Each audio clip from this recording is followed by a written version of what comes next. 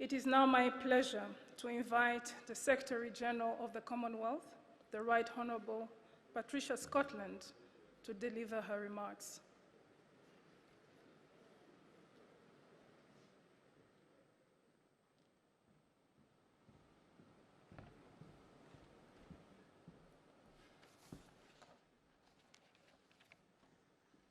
Mr. President, thank you for welcoming us to your beautiful, inspiring country.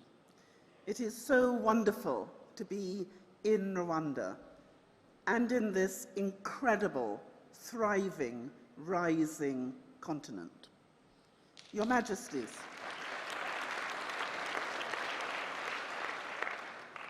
Your Majesties, Your Royal Highnesses, Your Excellencies, Honourable Ministers, distinguished guests, friends and colleagues, welcome to Kigali.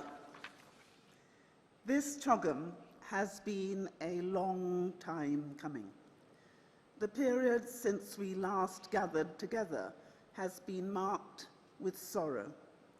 More than 1 million of our brothers and sisters across the Commonwealth, from all walks of life, including heads of government, have died. And as we formally open this vital meeting, I invite you all to join with me in a moment of silent reflection in memory of them all.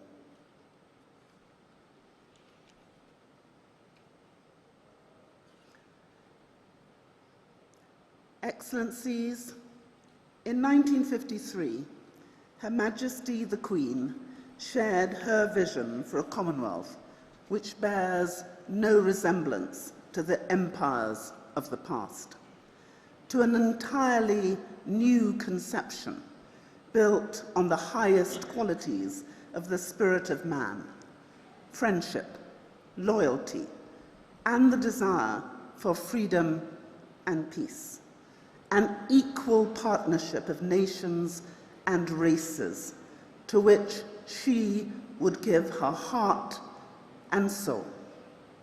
She has given her heart and soul. In the year of her Platinum Jubilee, with heartfelt thanks and the greatest admiration, we pay tribute to her.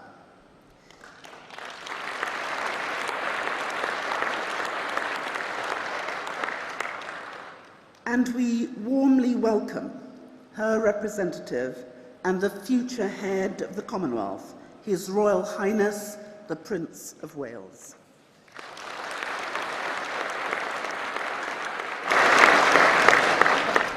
Her Majesty's vision remains the standard against which we judge ourselves as a family of nations.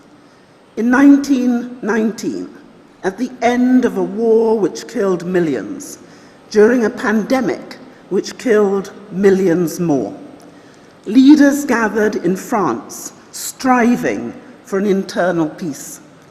Their quest was noble, but it failed. That failure had profound and devastating consequences.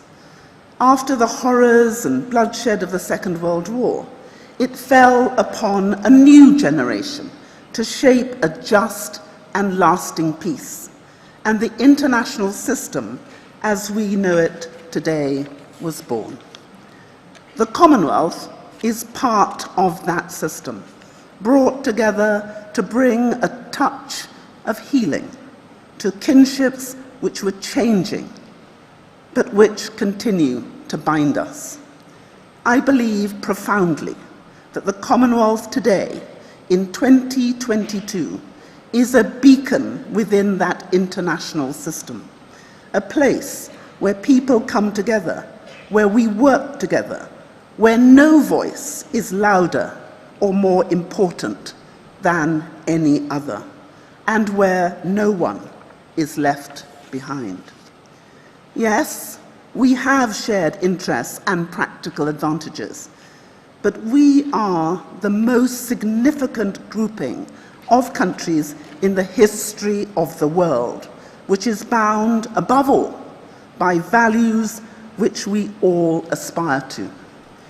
These values of peace and justice, of tolerance, respect, and solidarity, and our role as the foremost international champion for small and vulnerable states remain our enduring responsibility.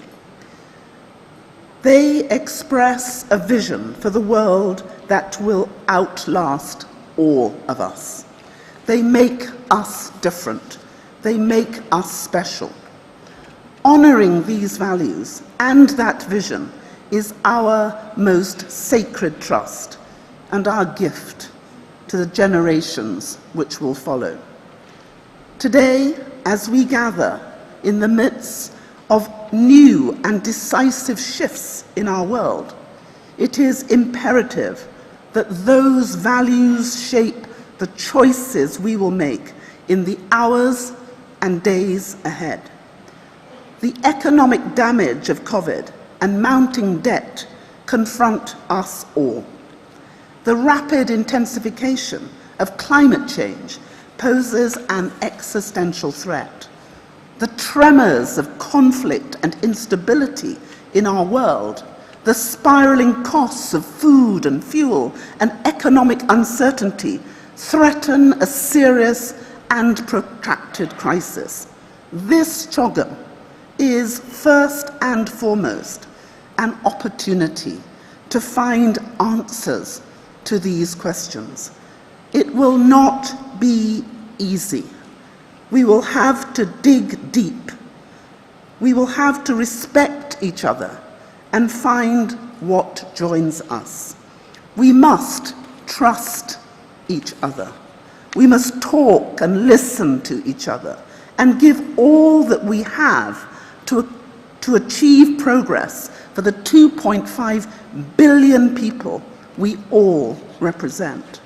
But here, in Rwanda, something else is at stake, something even more transformational. The world is changing. People are anxious.